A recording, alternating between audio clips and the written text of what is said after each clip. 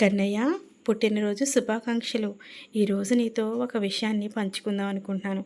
ఇది నేను ఒక చోట చదివాను. నీతో చెప్తాను వినే.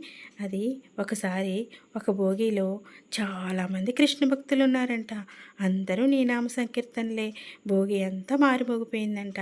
అదే భోగిలో ఒక అమ్మాయి చెవులు మూసుకొని కూర్చుందంట. అదే భోగిలో ఒక బామ్మగారు ఆ అమ్మాయిని గమనిస్తూ ఉందంట. ఆ అమ్మాయి స్టేషన్ రాగానే గబగబా అన్నీ సర్దుకొని దిగిపోయిందంట. బామ్మగారు వెళ్ళి, "ఓ అమ్మాయి, ఎందుకు మధురమైన కృష్ణ సంకీర్తనలు వినకుండా చెవులు మూసుకున్నావు?" అని అడిగిందంట. "అమ్మో, కృష్ణ సంకీర్తనలేనా? అవి విన్నామంటే ఒక్కసారి కృష్ణ భక్తిలో పడిపోతావంట.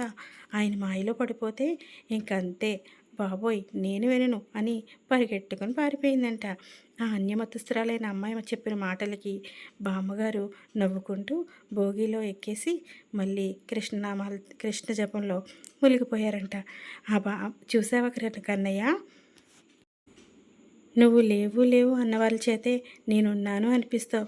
అందుకే నువ్వంటే నాకు చాలా ఇష్టం కన్నయ్య. నీ అందమైన నవ్వు ఎన్ని కష్టాలున్నా వెంటనే మర్చిపోయేలా చేస్తావు. చాలా చాలా చాలా కష్టాలు దాటుకునే స్ఫూర్తిని, ధైర్యాన్ని ఇస్తావు. అందుకే నువ్వంటే నాకు చాలా చాలా ఇష్టం. Happy birthday Kannayya.